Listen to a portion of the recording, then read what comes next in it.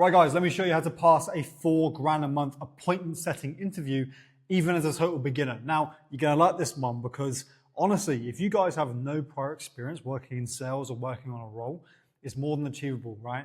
To actually pass a high ticket appointment setting position, okay? I'm saying that as someone who's done it myself.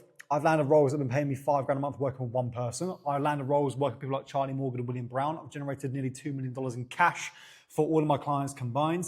I know what I'm talking about, and I still do this to this day, okay? I'm an appointment setter as we speak. I practice what I preach. So firstly, you guys need to understand if the offer that you're going to be working on can actually facilitate a $4,000 a month commission check. Now, I have a video running you through that on this channel, okay? How to actually vet a high ticket offer. But the main thing you need to understand is it high ticket? Is it at least $3,500?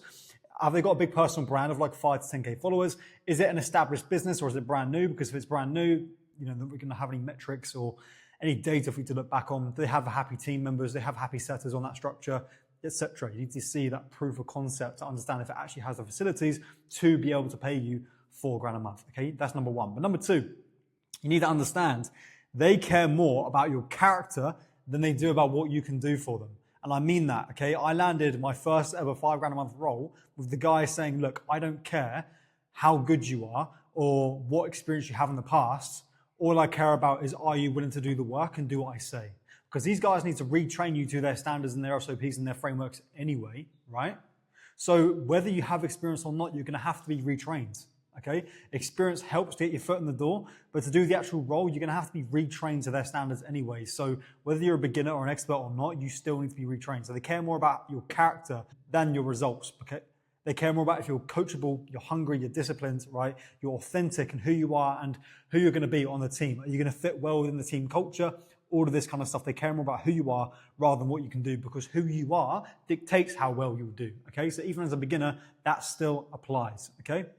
And if you're on the interview in the first place, this is what I need you guys to understand and get through your head. If you're already on the interview in the first place, that is the hardest part because, like I said, like they care more about who you are rather than what you can do. If you're already on the interview, you've passed most of those stages, okay? Do you know how many like messages these guys get every day of people trying to be an appointment setter for them? Loads, okay? If you're already on the interview and you're getting asked questions, you've done like 80% of the hard work, guys, okay? Now you have to double down on who you are and how you can help, okay? How confident you are, your coachability, your discipline, your hunger, all of this kind of stuff. They care more about who you are rather than what you can do, okay? And if you've already gone through to the interview stage, that is the hardest part over and done with. Next up is joining the call at least 5 minutes early. Okay, the reason why is because it gives you time to prepare on the call beforehand before it actually goes ahead. And also sometimes these guys will show up early too. They will be on the call 5 minutes early as well. So if you show up 5 minutes early and you see them 5 minutes early as well, that's only going to help your character and your perceived value in their eyes. They're going to think, okay, this guy's on it. This guy turns up to meetings early. That attaches to your character and who you're going to be on the role, which increases your chances of actually landing the role because they can see how serious you are. So do the 5 minute technique because that can happen, right? I've had it happen to me a couple of times. And also, it gives you time to think about what you're gonna say. It gives you time to have your notes ready. It gives you time to just adjust and chill and breathe. So it's just kind of it's killing two birds with one stone in that fact, okay? And like I said, most importantly, some of these guys turn up early anyway. So if you match them, they're gonna be like, oh, okay, this guy's on it. If he's being this early and this dedicated and this diligent, right?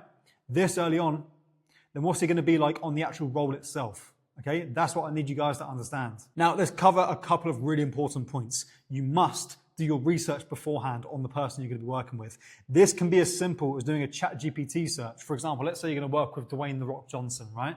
Ask ChatGPT, what's some things I can note about this person? Where did they grow up? Why did they move to XYZ? Let's say, for example, you work on the guy that is British, used to live in the UK, and now lives in Dubai. Mate, I saw you lived in the UK. Whereabouts are you from? What made you move to Dubai? How did you find the transition? I'm thinking of going myself. Maybe not say that because it makes you look like you're not really focused on, one thing. But how was the transition? How you find there? What's it like over there? What's all of this kind of stuff? Something you can find specific that you'd only know from doing your own research. Okay, mate, I saw you, ran the London Marathon last year. How'd you find it? I'm actually thinking of doing a marathon next year. Okay, have you got any tips for me? Anything at all? Something personalized. Research them because they're going to want to know that you know and have done your research on who they are, because they don't want to see somebody get on a roll and it'd be like, oh, I'm just a setter. I don't know anything about you. I just want to land a role and get paid. A lot of you guys are saying that. They don't want to see that. They want to see you've done your due diligence, right? Your own homework, right? And you're serious. That is how appointment setters get hired, okay? And next up is niche understanding. This is super important. You're not going to be landing a role just for the sake of landing a role, guys. You need to understand the lingo and the terminology of the role that you're getting on. Let's say you're going to be working with a fitness coach who helps overweight dads or busy mums lose 10 kg, get a six-pack, and have more time for their kids. You're going to have to understand what a calorie deficit is, progressive overload, these terminology and lingo terms, right? You've got to also understand the pain points of that niche. What's their pain points? Oh, they can't spend time with their kids. They've got no time for their family. They're not being taken seriously at work. You need to understand these things before you get on the role, because they're going to say, what do you know about my offer? And you're going to go, you help busy dads that are overweight lose more pounds. Like, yeah, but what do you actually understand? Because what you understand right now, telling me on the call, is what you're going to bring into the actual position. So you need to understand the niche, right? To a base level, and show them that you understand that as well. Because if you can show that to them, they're going to have no problem hiring you.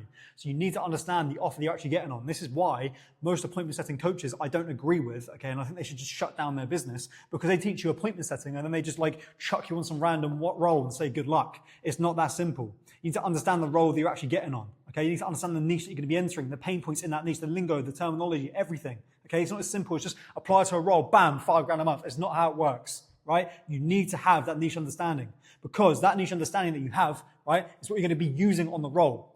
You are paid commission and paid on your performance. Your performance is going to dictate, right?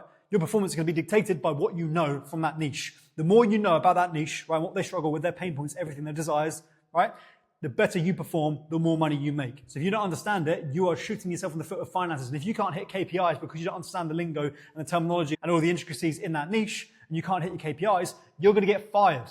Right? You're going to get fired. And here's another thing. This is why AI can replace you, because AI can just understand every niche to a T within 10 seconds and do it faster, quicker, and better than you.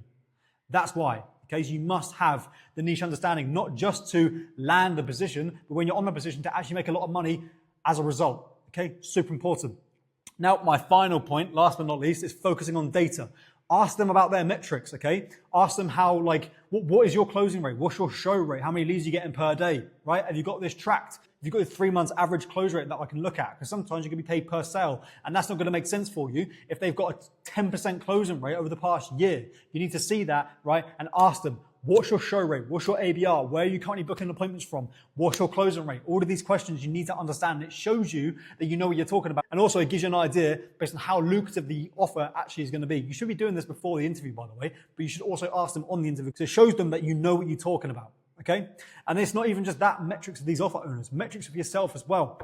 How you track every single stage of the conversation with the lead you're speaking to, the positive replies, okay? The calendar sent rate, the appointment booking rate, the show rate on your leads, the closing rate on your leads, the bottlenecks in between, how to fix a bottleneck, all of this stuff. You need to show that you're thinking like that, okay? Because a lot of you guys are thinking you can just get on a roll, spam DMs, $5,000 a month. No, you've got to reverse engineer it and have these metrics in place and track every single stage of the journey to be able to identify every single bottleneck involved. And that is how it's done, okay? And if you can do that on an interview, you will land the position regardless if you have experience or not. If you want that sheet, follow and DM me on Instagram at AidenK Social, and it's yours. I'll send it over, okay? And if you want my personal one-to-one help to help you land a high-paying appointment setting role in the next 60 days guaranteed, or you're not going to pay me a penny, there's going to be a link down below in the description to book a call with me. Book that in, and I'll run you through exactly how I can help from somebody who's still practicing what they preach. I still do it to this day. See you soon.